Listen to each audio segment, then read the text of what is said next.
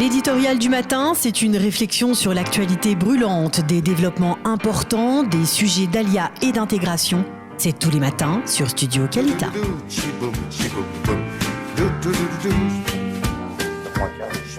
Dov Maimon, bonjour, Boker Tov. Boker Tov, bonjour chers auditeurs, bonjour Daniel. Merci d'être avec nous ce matin. On a vraiment besoin de votre aide ce matin pour essayer de nous expliquer un peu quelle est la nature de ce projet qui est en train d'enflammer Facebook et les réseaux sociaux francophones et surtout en particulier les réseaux sociaux de ceux qui sont proches de l'ALIA, qui s'occupent d'ALIA, d'intégration en Israël. Il s'agit de ce projet qui s'appelle ALIA Metz. Alors essayez de nous expliquer, ou en tout cas je vais vous donner ce que l'on en a compris pour celui qui n'est pas un expert, c'est qu'apparemment, les communautés de Colmar et de Metz en Lorraine, encouragent des Juifs de France, en particulier des Juifs parisiens qui ne se sentent pas à l'aise, pas en sécurité dans la capitale, à faire leur alia à Metz ou à Colmar pour se sentir dans une atmosphère, on va dire, plus décontractée, dans l'Alsace tranquille et éviter, on va dire, les tensions qui existent dans la capitale et en tout cas la multiplication des actes antisémites qui ont été recensés dans la capitale. Alors, est-ce que j'ai bien présenté la chose ou c'est plus compliqué que ça ?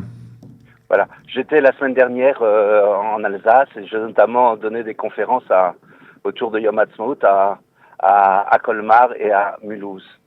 Et dans une certaine mesure, la raison pour laquelle... à Colmar et Mulhouse, pas Metz ? Non, pas à Metz, mais Metz... et quand j'étais à Colmar, quand j'ai commencé à mobiliser les gens, ils m'ont montré l'affiche de Metz, donc je l'ai publiée simplement en disant, écoutez, d'abord parce que c'est un vrai débat. Alors, je vais vous dire pourquoi moi, quelle est mon analyse. Il y avait 150 communautés en Alsace, 150 synagogues, un nombre incroyable de grandes synagogues, des communautés qui sont fermées au fur et à mesure. Il reste encore quelques communautés, notamment Colmar, évidemment Strasbourg, qui est une vraie communauté, une large communauté, et puis il y a Colmar, il y a Mulhouse, et puis il y a Metz. Disons. Metz, c'était là où il y avait le séminaire rabbinique. Oui, c'était là où il y avait le séminaire rabbinique à l'origine. Voilà, donc c'était vraiment une grosse communauté. Voilà. C'est qu'évidemment tout s'est fermé. Une grande partie sont venus en Israël, et puis voilà. Donc et les autres sont partis à Strasbourg, aux États-Unis. Alors qu'est-ce qu'on vous a demandé Mais non, l'idée que quand je vois ces gens-là et que je vois une communauté, je leur ai dit simplement la chose assez simple. Je leur ai dit, écoutez, d'ici 15 ans, votre communauté va fermer. Alors maintenant, vous avez deux stratégies. La stratégie 0, laissez faire. Et vous allez voir, tout va disparaître. Et ici, il y a quand même quelques centaines de Juifs qui sont là et qui vont s'assimiler parce qu'ils auront il y aura plus de nœuds communautaires. C'est des gens qui viennent des fois une fois ou deux fois par an, des fois qui viennent tous les Shabbats. Mais même quand on a fait un repas communautaire le Shabbat, ça s'est fait entre midi et 2h parce qu'à 2h il fallait rouvrir les magasins. Donc on est dans un monde quand même communautaire, mais qui est un lien. S'il n'y a pas de vie juive, ces gens vont disparaître. Alors j'aurais dit, écoutez, vous avez une autre possibilité, c'est que moi, ce que je peux vous dire au niveau du mondial du peuple juif, c'est qu'on a 50 000 juifs entre Créteil et Sarcelles qui sont dans une détresse que personne n'a de solution pour eux. J'ai écrit des choses pour le gouvernement à plusieurs reprises, j'ai écrit des plans pour dire qu'est-ce qu'on doit faire pour les solutions. Ces gens n'ont pas les moyens, il faut bien comprendre, n'ont pas les moyens de venir faire leur alia pour une grande partie d'eux, pour des raisons soit économiques, 40% de leur budget sont des aides sociales, et ils ont donc toutes sortes de choses qui font qu'ils n'auront pas en Israël, des gens qui n'ont pas forcément, ont des métiers qui vivent autour de la langue, parce qu'ils n'ont pas vraiment de formation, souvent, c'est des gens qui n'ont pas la force physique, ou qui ont des problèmes médicaux, qui ont des parents vieillissants, etc. Il faut aussi penser à ces gens-là qui sont en danger. C'est-à-dire que la situation dans l'Est parisien ne va pas s'améliorer. On est dans un piège qui est en train de se refermer. La démographie étant ce qu'elle est, on a ce qu'on a appelé dans la pétition qui est sortie cette semaine, comment ils ont appelé ça, l'épuration ethnique. Voilà, les Juifs ont quitté. Il n'y a plus de Juifs à Borménil, il n'y a plus de Juifs, etc. dans tous ces quartiers. Mon père était rabbin à Montreuil. Aujourd'hui, on n'a presque plus rien, alors qu'on avait une communauté florissante, etc. Donc la situation est dure pour ces gens-là. Et pour l'instant, l'État d'Israël ne propose pas une solution pour ces gens qui gagnent 2 000 € et qui n'ont pas de capital et qui n'ont pas d'appartement et qui vivent en HLM. Je vois comment ils peuvent venir habiter à Baka ou à Ra'anana ou voire même à Netivot. Je sais pas si c'est pas facile, en tout cas pas facile pour tout le monde. Sur ces 50 000 personnes, je dis écoutez, c'est pas du tout aberrant de faire venir 100 familles sur Colmar, et ben vous aurez une vie juive, et ça permettra à ces gens-là aussi de se rejudaïser. Et de toute façon, il y a un aéroport à 100 km, des billets d'avion qui m'ont coûté 50 euros aller, 50 euros retour, et on est très très simplement, c'est EasyJet. On vit dans un monde qui est de toute façon Israël au centre. Attendez, Dov, on peut pas. Vous parlez d'une population des banlieues de Paris, des banlieues de Paris qui est une population socialement affaiblie, et vous lui proposez de se déplacer, on va dire, dans une Moselle ou une Lorraine qui est apparemment très sereine, où apparemment il n'y a pas de problème de musulmans ou d'islamistes intégristes, il n'y a pas de problème d'extrême droite là-bas, tout va bien en Moselle, et de se déplacer et éventuellement de faire des allers-retours en EasyJet pour aller travailler à Paris. Non, pas du tout. EasyJet non. Je disais simplement, c'est que le fait qu'ils aillent s'installer là-bas, ça permettrait d'abord, les coûts évidemment de l'immobilier n'ont rien à voir avec les coûts. Ces gens n'ont pas les moyens d'habiter dans le 17e arrondissement à Boulogne ou à Venise.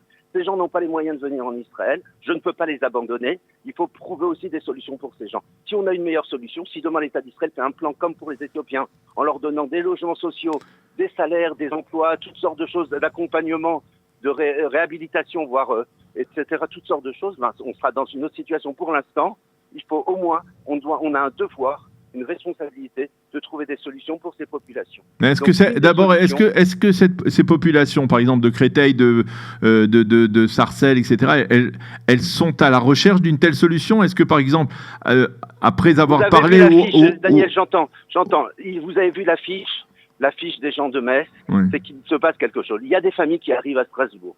Ensuite, ces gens-là, ils ont peut-être ne pas le savoir parce que on est un peu endormis. Vous savez comment ça se passe, l'antisémitisme.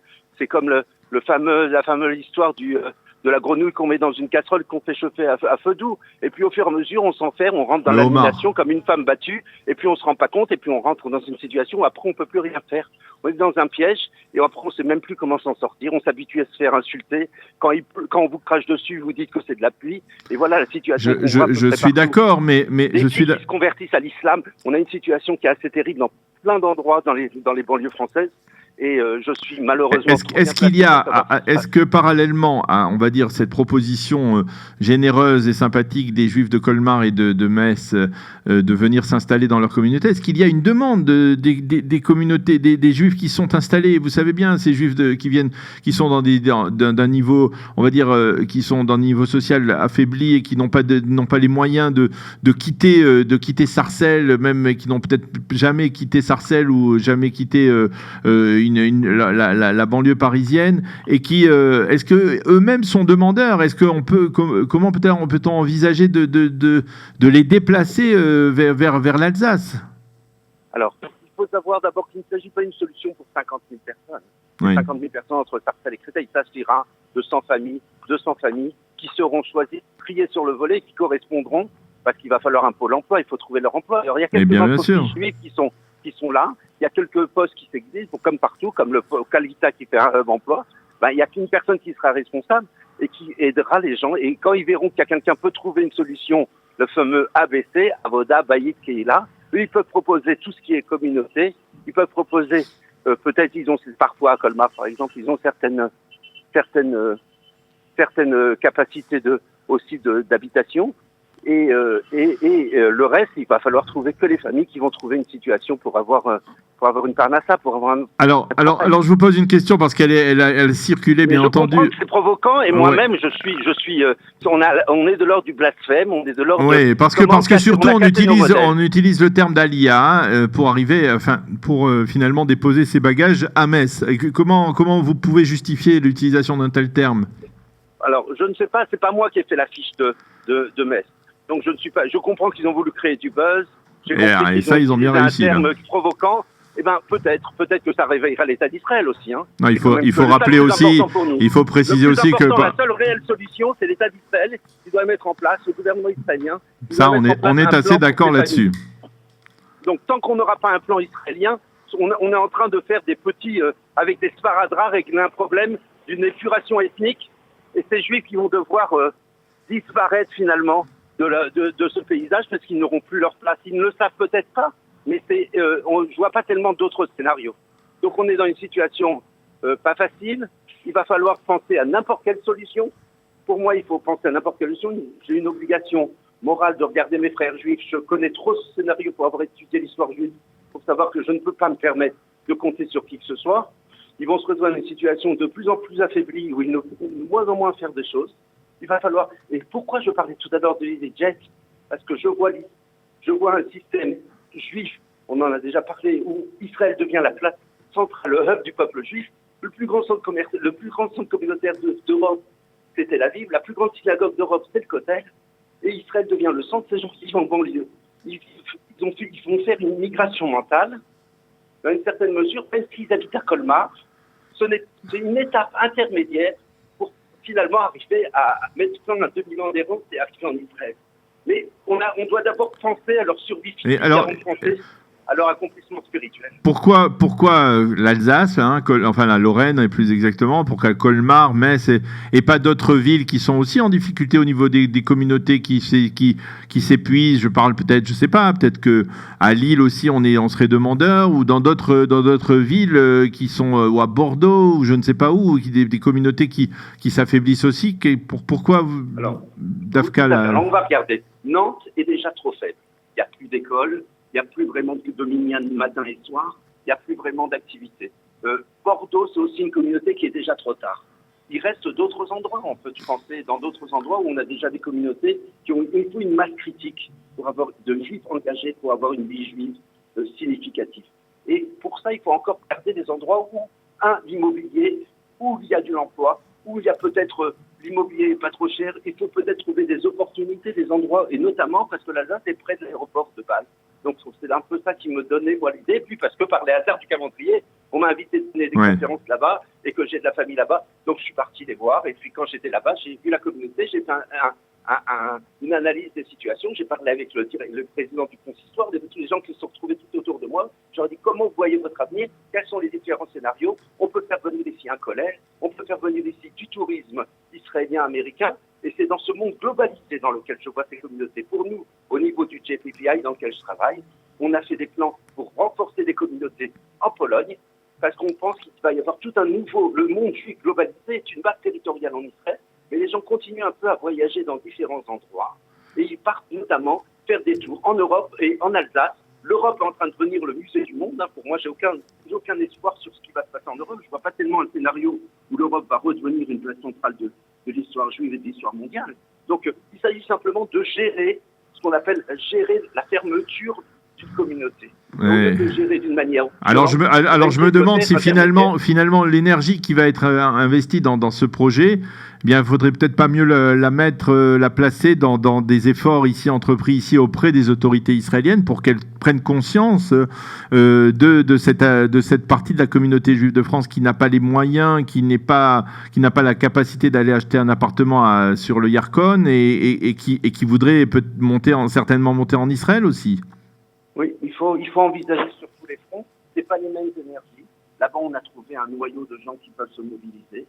On a vu on a des donateurs qui sont là, qui habitent ici depuis 300, 400 ans et qui ont beaucoup d'argent, qui sont prêts à financer ce plan tel qu'il peut se penser ici d'une revivification de la communauté de Colmar, notamment.